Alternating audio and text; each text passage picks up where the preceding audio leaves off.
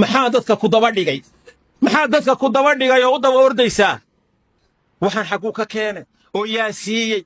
Soomaalidan arag qof baa gaari wata mid baa gaariga yaa u iibshay war maxaa ka gal wax u iibshay adiga yaa siiyey ilaahay arsaaqada soo bixiyo oo ninkii xaragoonayana ka dharka yaa u iibiyey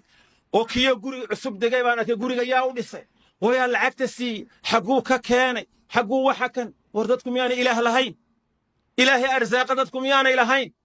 ilaahay gacantiisu weynta wax walba bixiya miyaana dadku lahayn ma ilaahay baa adiga kala tashanaya ma adigu arsaaqada ku soo marinaya soo adoomihiisa ma masruufo soo ma maamulo soo arsaaqadooda gacanta kuma hayo wixii ka dhiman ilaahay weydiiso wasalullaha min fadli ilaahay deeqdiisa wixii ka dhiman weydiiso subhanahu wa ta'ala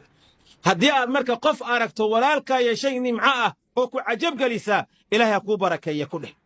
sidaas qofka muslimka ay dantiisu ku jirta adduun iyo aakhiro rasuulku alayhi salaatu wasalaam العين حق والإش هو حق أي النبي يقول صلوات الله وسلام عليه أو تلمام يا قفك إيش وين يكون عدو حقوي رسولك صلى الله عليه وسلم وحيري إذا رأى أحدكم من أخيه أو من نفسه أو من ماله ما يعجبه فليبركه فإن العين حق ورهدي قفكين وولالكي كواركو وح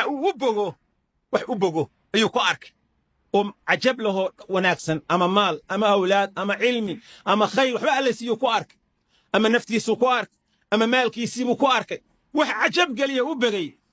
هيرا هذا بارك الله فيك إلهك بركي